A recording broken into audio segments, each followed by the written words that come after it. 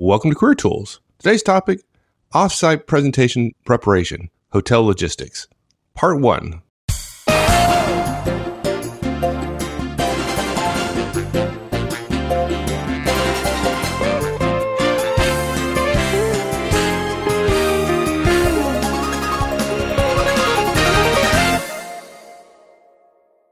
Well, it's funny, but presenting at an offsite location, it's often a hotel, right?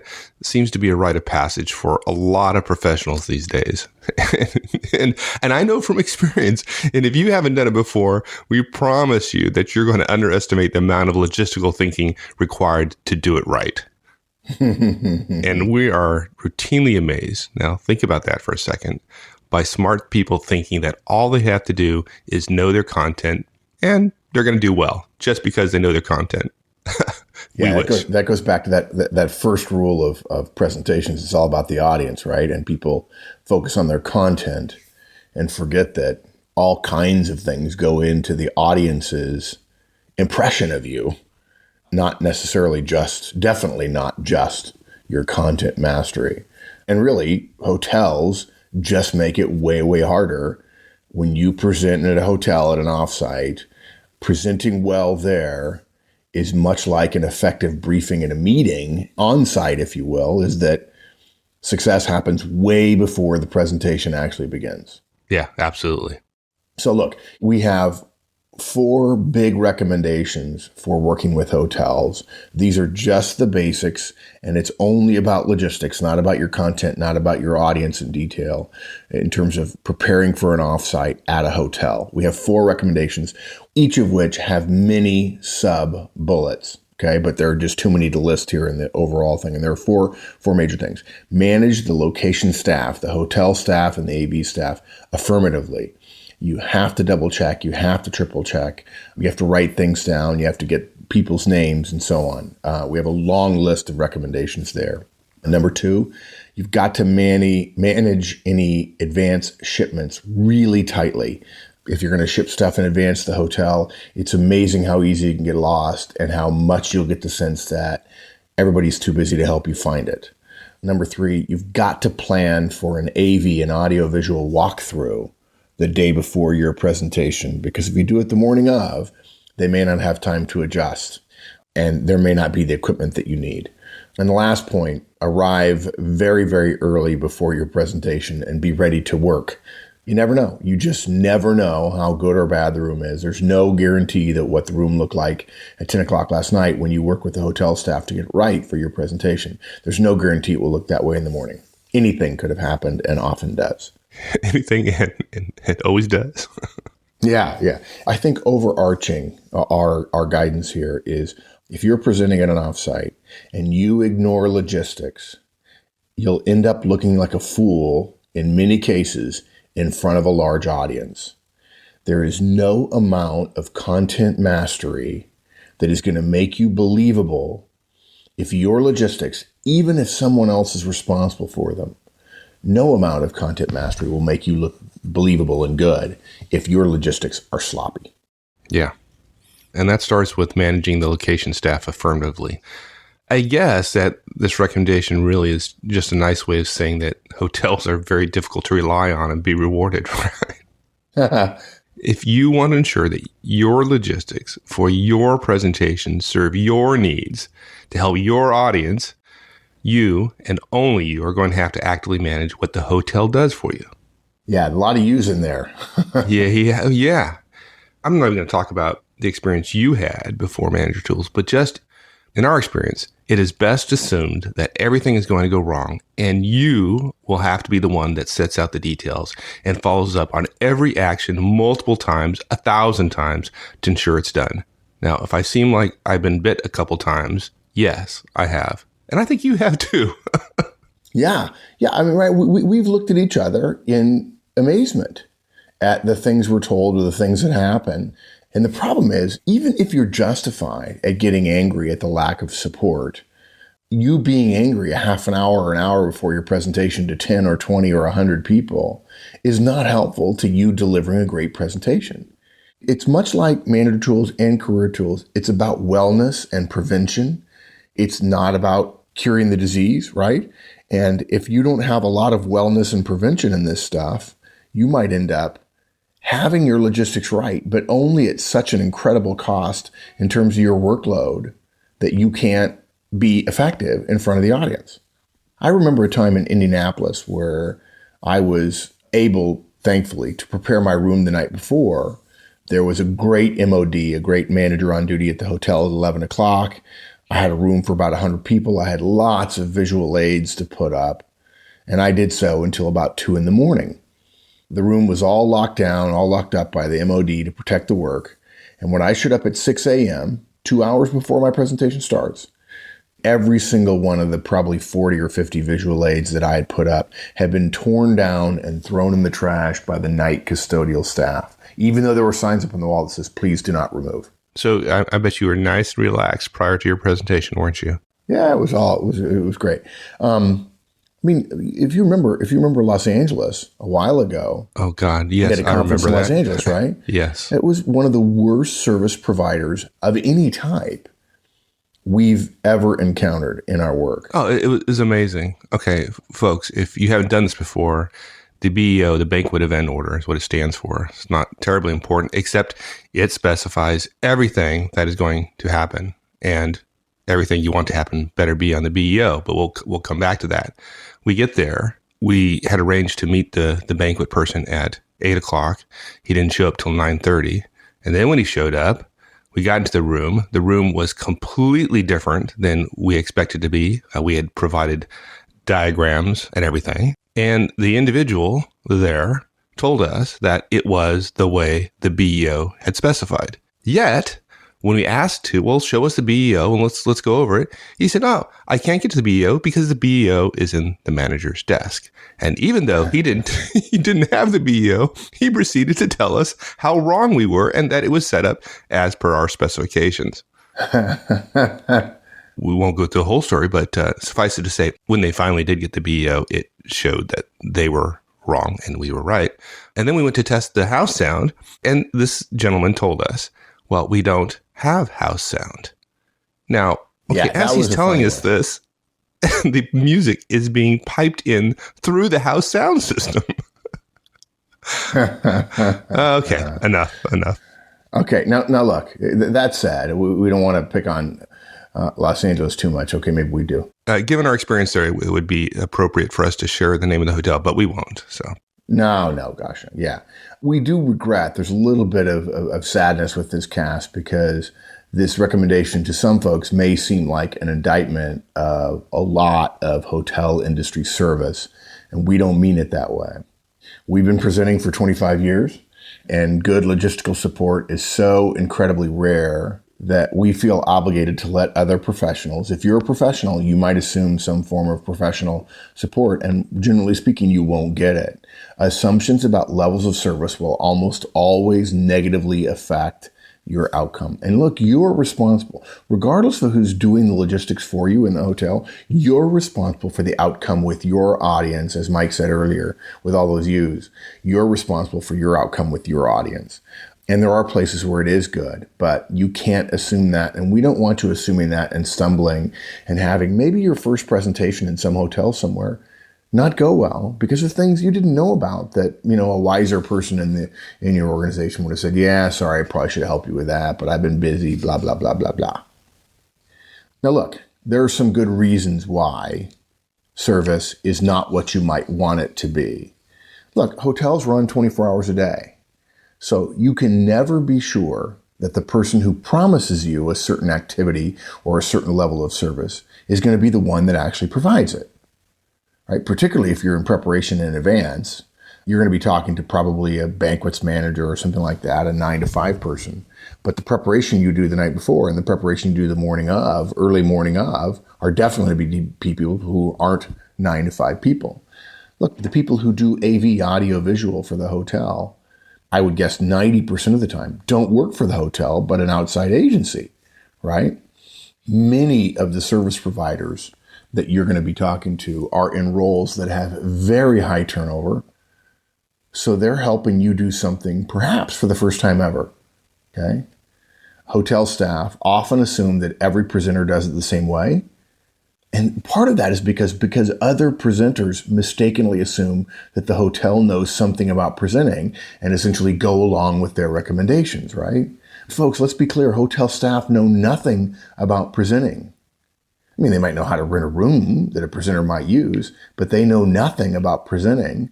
So we want to be very careful about following recommendations they make that how the rooms should be set up or how the AV should be set up. They're probably making a recommendation that maximizes their limited resources rather than thinking differently about the audience, which is what this is always all about, the audience as opposed to the logistics or the resources. But look, we've got a long list of actions you can take to increase your chances. And to be fair, we're talking about chances here that you're going to get what you want from the hotel staff in supporting the presentation. But we're just going to go through a long list, and there are many recommendations and many details associated with each one of them. So first, contact the hotel at least 2 weeks in advance of your presentation. Let the hotel know you're a presenter and you'd like help with their room setup, with audio visual, and with advanced shipments. By the way, the 2-week recommendation doesn't apply if you're actually responsible for the setup of an entire offsite. That's going to take many more weeks in advance than just 2 because you've got hotel rooms and those kind of things, and there's contracts to be signed and so on. Okay, but if you're just a presenter. Yeah, and to be clear here, we're not talking about logistics associated with securing hotel rooms and all that kind of stuff. We're talking about just the logistics around the presentation, right? Yes, yeah, exactly. Yeah. Now, this contact 2 weeks in advance is particularly important if you're one of a number of presenters, okay? What interestingly happens is people assume if I'm one of a number, I don't have any flexibility. And so therefore, it's less important if I'm one of a number of presenters. But folks, the rest of the presenters are likely to assume all this is going to be done for them or that there's no flexibility in the variables. But that means for them and you, if you adopt that mindset, if something goes wrong, or if you or they haven't thought through the variables, when something does go wrong, their presentation will suffer, their audience will not benefit. It's an unfortunate reality of presentation that hotel logistics seem to be unmanageable by many presenters. And unfortunately, they can have a significant negative impact. And so you've got to manage. You've got to address it. Okay, now, it is possible that you are one of a number of presenters. And if that's so, the host or the handler or the offsite leader may very well restrict the variables you can manage. You may get no flexibility. But you can't assume that you won't have some ability, so it's best to know all the possible things you can manage well in advance. Yeah. The next thing is get the name of the person in charge of banquets. Now, look, if you don't know, the banquets manager is the key person in supporting a hotel-based presentation, right? That's the person. But it's not necessarily true that they're going to be the one that is personally involved in supporting you on site. So rather, you need to get their name and their phone number so you can call them if you're not getting support. All the housemen who set up your room report to the banquets manager. Banquet managers have a great deal of ability and authority, therefore, regarding support for your presentation. Now, in practice, when it comes to meeting rooms, they have as much ability to make things happen as the general manager or the manager on duty. And I think you referred to it earlier as the MOD, right? Right. But you got to get that person's name, and you have to be able to contact them if you run into problems. Yeah, and speaking of which, it's helpful. It's a little bit of a cheat or you're being sly and clever. But it's great if you're talking to a hotel staff and you're having difficulty that when you escalate, you ask to speak to the MOD rather than the manager on duty. If you ask to speak to the manager and it's after hours, the houseman is going to get the banquets person or the catering manager, but they're going to say, "I'm sorry, the manager's not here." And if you say MOD, you're using hotel language, which comes across as, "I've done this before, and I know that I don't want to talk to banquets or catering manager because they're not here." The MOD is empowered to make decisions for them in after-hours situations. Okay, look, but you mentioned about getting the banquet manager name. You also need to get the name and number of the person in charge of AV, audio-visual, okay? Audio-visual support is increasingly outsourced by hotels, okay? Hotels commit to supporting meetings and presentations, and then they ask an internal support provider to actually do the work. There is, unfortunately, often little correlation between the quality of the property you're working with and the quality of their external audiovisual providers. There is some, but not as much as you would like. Just because you're staying at a 5-star hotel doesn't mean the AV support will necessarily be 5-star. And they won't be hotel employees 90% of the time. No, look, you may not get the head of the external provider, right, or the owner of the small firm that does this for the hotel, but you can get the name of the person who's going to be assigned to support your work. Get that name, get a phone number, a cell number. So if things go wrong and you don't get what you want on site, you're going to have another name to call. Although certainly it's great if that person is the one who's on site. Yeah. Now, we're not trying to beat up on hotels here. Matter of fact, we think you ought to be professional and friendly and courteous when dealing with hotel folks. And one of the ways we found that you can be really courteous and helpful is, they may or may not ask you, but generally you have sign some kind of contract, and the contract really is the BEO.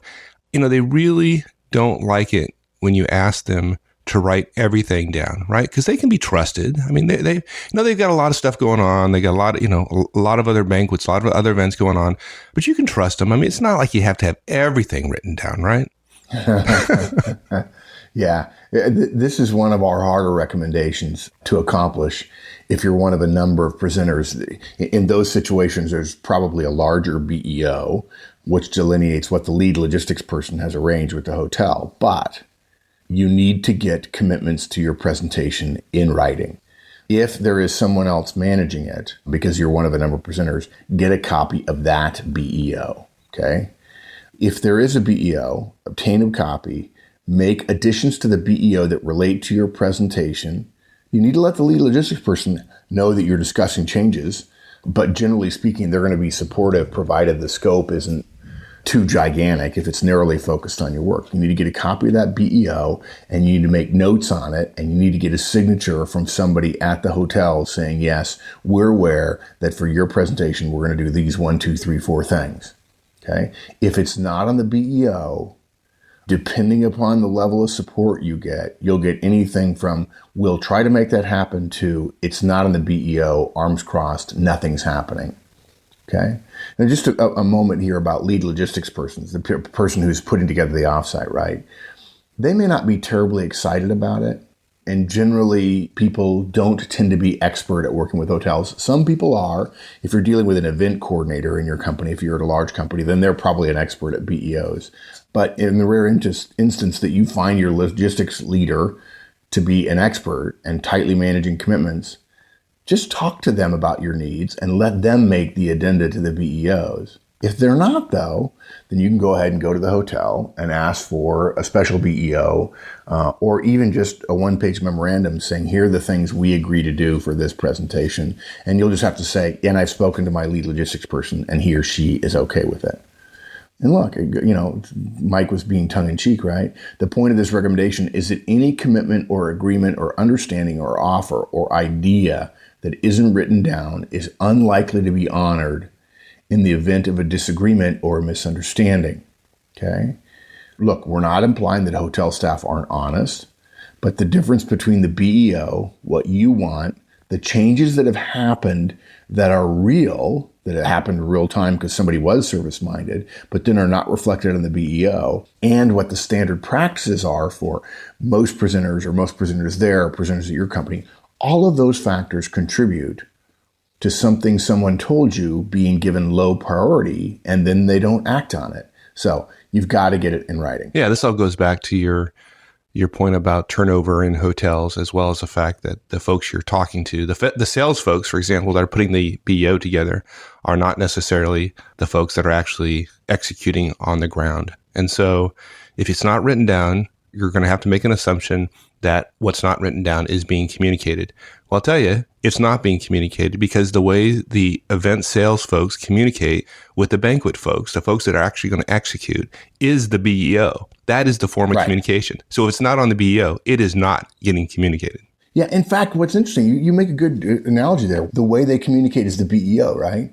Unfortunately, there are three parties here. You, the salesperson, who could be catering, could be banquets, or could be a third-party salesperson. And then there's the people that actually deliver. They communicate with the internal staff and then the AV organization on a BEO, but they communicate with you verbally. And if you're in a conversation with somebody in a hotel and says, oh yeah, we can do that, you better write down they said that we could do that and then make sure it goes on the BEO, because otherwise it's not. And frankly, let's be clear. I mean, just because it's on the BEO and because you could prove it's on the BEO doesn't mean it's actually going to be done. Oh, So absolutely. this isn't a fail-safe. It isn't a guarantee. It is just, this is the way you have to assertively manage your relationship with the hotel, with the provider, the location, so that you can get the maximum. You increase the chances that a minimum of things will go wrong. Now, I don't know if we're scheduled to talk about it later, but now might be a good time to mention it when it comes to the BEO. One of the things you need to do is walk through the BEO with the event staff as soon as you can. It doesn't do you any good to find out 5 minutes before your presentation is going to start that there's something on the BEO, say, let's say beverages scheduled for a break, that got miscommunicated, right? So when you get to the hotel, and the hotels will absolutely do this, you ask for a walkthrough and you sit down with the banquet staff and you walk through the BEO line by line. Don't assume that the BEO that they have in front of them is the one that you agree to, number one. And number two, don't assume for a second that they understand and will execute everything on that BEO. You got to walk through it. I'll give you a good example about how walkthroughs can help.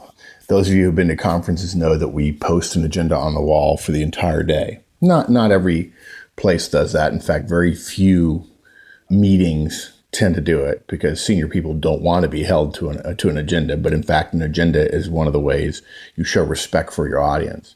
And we'll have the agenda posted on the wall, and the hotel will see it. Let's say we hadn't covered the afternoon break, say at 3:00. And by the way, we're getting into food stuff here, which is a little bit more than what, this is really just about you as a presenter, but food tends to be about meetings. But nevertheless, it's illustrative of the point that Mike is making. If you don't walk through the BEO in advance, and actually in this case we did, and validated that there would be a break at 3:00. Well, those of you who've been to conference know that we tend to do breaks every hour or every hour and a half for about 10 minutes. Virtually every other presenter in the world allows hotels to determine when they're going to do breaks around when the hotel can deliver food. This is dumb. It's wrong. It's bad. Okay? You don't leave people sitting in their chairs for 3 hours because the hotel says we can deliver a break at 3:00. By the way, you can tell the hotel whenever you want to deliver a break, but they think 3:00 often is the time to deliver cookies and milk. Okay, great. Nothing wrong with that being part of your package, but that's not what works for the audience. So the hotel staff sees our break schedule, sees that the break times are different than theirs, assumes therefore that we want food service when we say we have a break. We have our first break, say at 2:00, but it's only 10 minutes long. They start bringing in food at 2:00, and it's not out before 2:10 because they're not ready at 3:00. They're not going to be ready at 2:00 to deliver food. And so then they're delivering food in the last 15 to 20 minutes, from 2:10 to 2:15 to 2:20 when you're trying to start the second hour of your afternoon when everybody's getting pretty tired anyway. Yeah, that's very useful in terms of ensuring that you have audience attention. Right? Yeah, exactly. Yeah. People are salivating over brownies. Just an example of writing, of making sure your BEOs are squared away. Yeah, good. Okay. Next point, make notes of the names of staff people who make promises or commitments to you. Okay? Commitments can't be counted on, but the people who make the commitment can be counted on if you keep track of them. Whenever somebody in the hotel or AV staff promises you support, whether it's to get back to you with the square footage or the power of a projector, or when lunch will be served, and will it be in the room or is it going to be in the hallway? Will there be 2 lines on the buffet? Please, somewhere write that down. 2 lines on the buffet. Hotels want to always put it up against the wall, which means you only have 1 line. Whenever they provide you any kind of commitment about what they're going to do in the future, take down their name and what they promised you. Okay? Now, look, to some of you who are listening, this probably feels like overmanagement. It definitely feels like overmanagement to me. I'm the one who tends to manage least. I tend to be the one most comfortable with messiness or so on. And yet Mike knows after 25 years, one of the areas I don't tolerate that is in presentations. In fact, I'm much more obsessive compulsive about managing hotels than even Mike is. Mike would normally be the one that would be neat and correct and proper and professional. And I would tend to be a little bit messy under the guise of moving forward. Okay, that's what us high I's and high D's like to do. But we're only sharing this because of our frustration over years and years and years. And we want you to know what we know about having done this so many times. Okay. We return to the same hotels multiple times with the same requirements and nearly identical BEOs. But all the people actioning that BEO have changed, of course, right? The policies of the hotel have changed. The willingness to be flexible has changed in some cases. In some cases, it's more. In some cases, it's less. If you don't manage the hotel staff assertively, you end up relying on people who have different assumptions and different guidance than you do, and frankly, are incented differently than you might be aware of. So if somebody promises you something, write down their name and what they promised you, okay? Not someone, or hey, I talked to this guy who said he would do X. And if their answer back, if the hotel's answer back is, who said that? You know you're not going to get what that guy promised you. Maybe he shouldn't have promised it to you to begin with, but if you know the name of the person when you're talking to the MOD's like, well, I wish he hadn't done that. I said, well, yeah, but now we're 2 hours later and I'm waiting on it. And you can get a lot more by having a name written down. Yeah. Okay, next. Only count on fulfilled commitments from the individual who makes them. Now, this is an extension of our last point, and it's probably, again, overly managing, overly particular, but it may surprise many of you. If you're in a customer-facing role in your present job, you may be surprised, right? You assume that when you make a commitment, you're committing not just you, but the entire organization, and so you're cognizant of that when you make commitments. A way to think of it is if I promise you something from Manager Tools, it may not be me who delivers it, but my commitment commits everybody else here at Manager Tools or Career Tools to deliver on that commitment. Folks, that is not the case with hotel personnel supporting your presentation. Hotel staff often promise things in the name of customer service that they won't be able to deliver, either because they won't be there or because they don't know what can or can't be done. Okay? So be careful. Don't believe what you're told is going to happen unless the person who told you is the one who's actioning it right now, or one of the ways to increase the chance it'll happen is have it in writing and have a name associated with it. And one way, of course, for in writing is the BEO. Thanks, everybody. Hope you enjoyed that, and we'll continue with this topic next week. In the meantime, have a great one. So long.